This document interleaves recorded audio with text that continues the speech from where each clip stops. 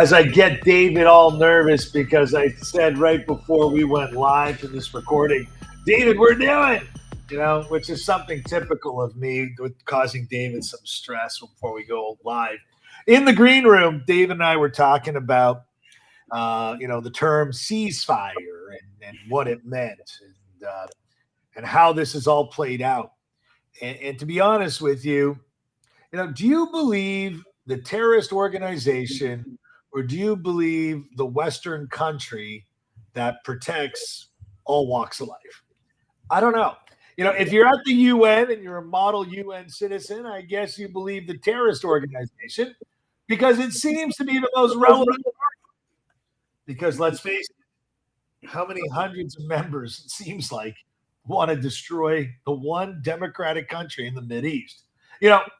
If you think about Jewish identity, you think about the state of Israel.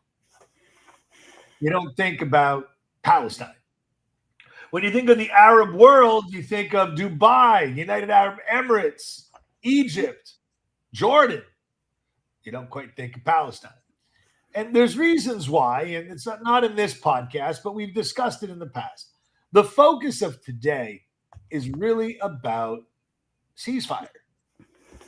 Welcome, everybody, to the Rant Network. I'm Stuart Brisgell. That's David, my co-host, for an unfiltered, unapologetic discussion, tackling a wide, diverse range of topics with candid conversation and bold opinions, whether it's breaking down the latest headlines, exploring pop culture, debating politics, or diving into the complexities of modern life. We offer a platform for every perspective. So grab a seat, settle in, and join us on this journey throughout provoking rants, meaningful discussions. Welcome to the Rant Network, where your voice matters. There's no topic off limits. David. Yes, Stuart. It's frustrating, isn't it? Beyond. And I'll tell you something, Stuart. The world has got it backwards. One more time. What do I mean? You got a warring nation. Not a warring nation, warring terrorists. Their mantra, destroy Israel. I'm talking about Hamas. It's in their code. It's in their policy. From the river to the sea, it's in their code of conduct. We are to destroy Israel. And the world is as silly as it can be saying, we need a ceasefire in Gaza because then we can go for peace. And I laugh because, you're assuming there's a desire. Because 10 years ago in 2014, the words were the same. After Hamas fired 5,000 or 7,000 rockets, I can't even remember what it was, Israel had to go in, and Obama stopped Israel after 50 days, much to Netanyahu's chagrin. They said, okay, we have a ceasefire. Now we can work towards peace. 9 years later, Hamas's version of peace was to break Israel into pieces, to destroy her. And it doesn't stop. And on October 7, 2023, we saw again what occurred. We saw the invasion. We saw all these things. And Israel on October the 8th was attacked in the north by Hezbollah. Yep. And the world said nothing. No condemnations, no nothing. At the beginning, people felt sort of bad for Israel. But really, the condemnation was on Israel. It hasn't stopped. So why would these terrorists want to have a ceasefire when the world continues to be behind its cause? That's right. You, ladies and gentlemen, who voted for the Democratic Party, you're the ones who empowered Hamas. That's right, because Obama empowered Hamas. Biden sent money to Iran, who empowered Hezbollah and Hamas. Same thing in France and in England and in other countries. Money sent to them, to the United Nations Relief Workers Association, UNRWA, the so-called Palestinian helpers, UNIFIL, which is the Lebanese version. All the money went to the terrorists. So you funded them. So why should they have a ceasefire? But lo and behold, Israel has pounded the living crap out of Hezbollah and Hamas. And it was Hezbollah who first said, okay, we need to pause. And it wasn't permanent. And earlier this week, a 60-day ceasefire was supposed to go into effect. But what's the incentive of Hezbollah, folks? When you have stupid statements by folks in the United Nations, for example, who are continuing to empower morally these terrorists. Francesca Albanese, one of the most disgusting individuals out there, folks. She's the UN rapporteur in the United Nations. She goes on Piers Morgan's show and she says Israel did not have a right to wage war after October 7th. For her, and she's some revered individual in the United Nations, Israel had no right to defend herself. Doing Hamas's bidding, doing Hezbollah's bidding. How interesting. So why should there be a ceasefire? How about what's going on right now? Alice Wairimu Nidritu, I apologize to her for botching her name, a Kenyan special advisor on the prevention of genocide. That's right. She is a special advisor. She went in and she said, there is no genocide in Gaza. That's her job. She was fired. Contract will be renewed, Stuart. Secretary General doesn't want her there. The people don't want her there because it's not the right narrative. Why should there be a ceasefire? And Stuart, the story goes on even beyond the United Nations. BBC journalists are resigning because their union is forcing them to wear Palestinian colors or a kafia for a, quote, day of action for Palestine. Why should they stop? Why should they stop when in Montreal, as we talked earlier this week, you have riots where people burn stuff and break stuff, and the statement from the mayor is, it's not anti-Semitism. It's just a bunch of hooligans. Why should there be a ceasefire? And so when the Lebanese-backed Hezbollah fired rockets again this week into Israel after the ceasefire, after they violated the ceasefire, fingers were pointed at Israel. Again, why did you attack? You had a ceasefire. When you look around you, Stuart, I tell this to people. Galileo was told he was a heretic because he did not agree with the church that the earth was the center of the universe. He said no, and he stood alone, and he was right. And the world continues to play the sheep. The media, the UN, all these lies and nonsense, the double standards that the left loves to promote. You and I talked about this in the green room, how the left, their narrative, if they're wrong, you double down. And if they're wrong again, they triple down. And they doubled and tripled down. And Ilhan Omar again made the statements again this week, and other politicians. It doesn't stop. The bullying, the ganging up on Israel is extraordinary at all levels. So why should there be a ceasefire? They don't want peace, people. They never want peace. And earlier this week, Stuart, and with this, I'm going to wrap it up. Musab Hassan Youssef, who I quoted, who was the son of Hamas. He wrote a book called The Green Prince and in other books, and he's talked about life and what Hamas and the Palestinian Authority are really all about. He himself said it numerous times. They don't want peace. Stop treating them as if that's their real goal. What they want is the destruction of Israel, and they're thankful that the world is equally stupid to go along with it. Well, we got Donald Trump in the White House coming in a matter of a couple of weeks. Unfortunately, you're stuck with Justin Trudeau. But, both Mexico and Canada had a heart attack when he was elected president of the United States, being president-elect.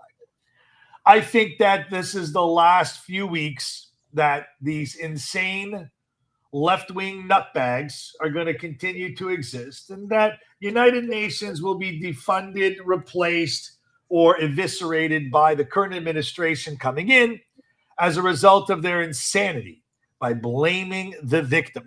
I would like to recommend all those people in the South that might be in favor of the Ku Klux Klan, I want them to wear their hoods walking down the street and tell me that isn't an act of racism. I would like them to go in Ottawa and wear them into Parliament and tell me that's not a sign of racism. Rules for me, not for thee. David, I have to bring it up every single episode. Every time. I would almost write an apology letter to the family of Martin Luther King, because all he wanted to be is noted with a man.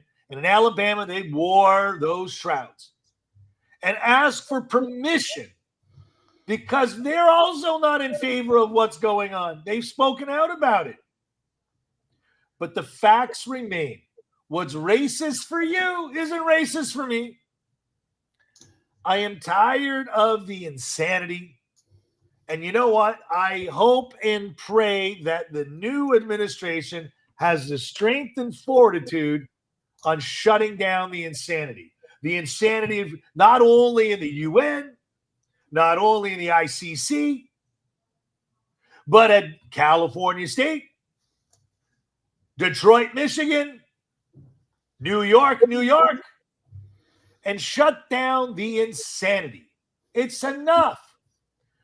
How many morons, in Canada, there's a joke.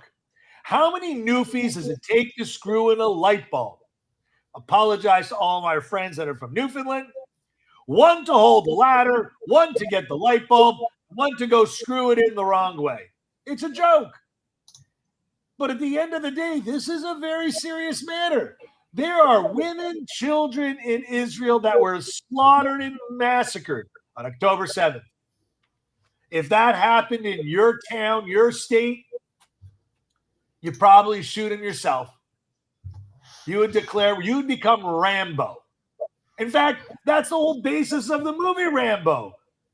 You killed someone special to a one guy, and he went bananas and killed everyone. Every time you went after him, he just killed more people. It just seems to be the only way these types of people will learn. There is no civility.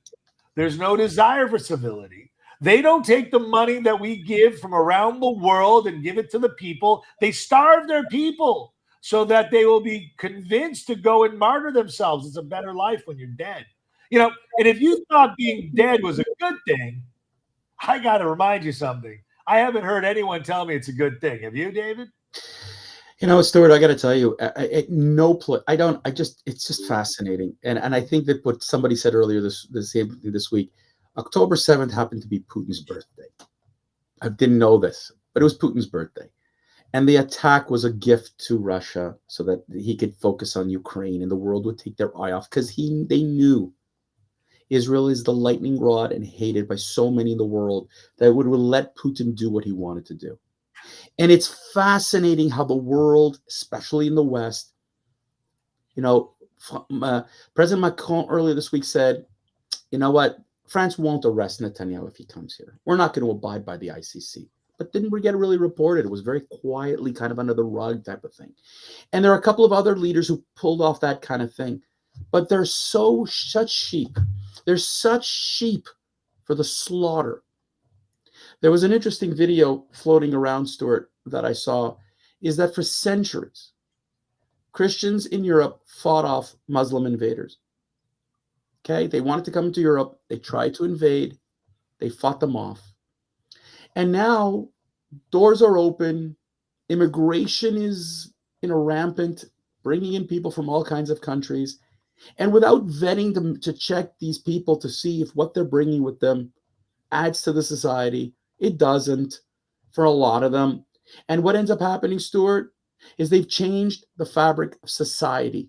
They've changed the fabric of the belief system. They've convinced people that Israel is what it is, and it should be destroyed, and the whole area should be pan-Arabic, pan-Muslim, whatever you want to call it.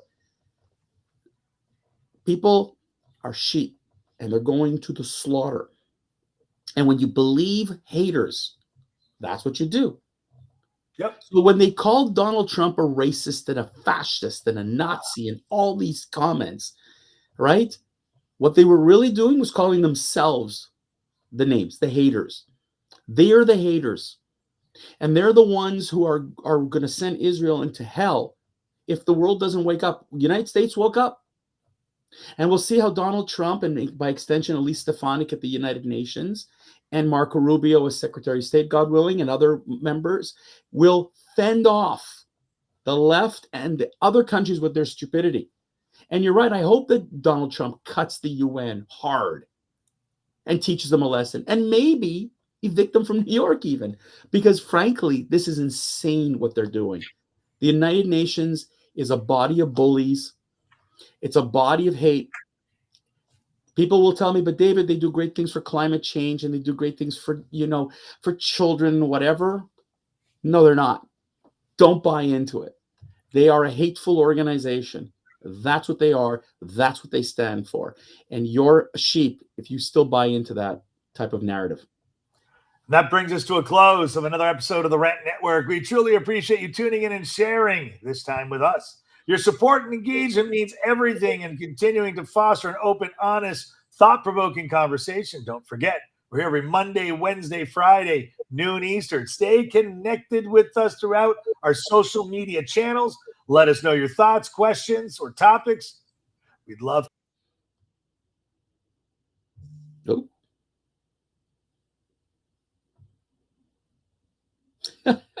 And with that, ladies and gentlemen, that's where technology is wonderful. Want to wish you all a great day. We'll see you Monday again for the Rent Network. Check us out at the Rent Network, the YouTube channel. Subscribe there, therentnetwork.com, or at our YouTube channels right there. And we look forward to catching you on Monday. You got to love it.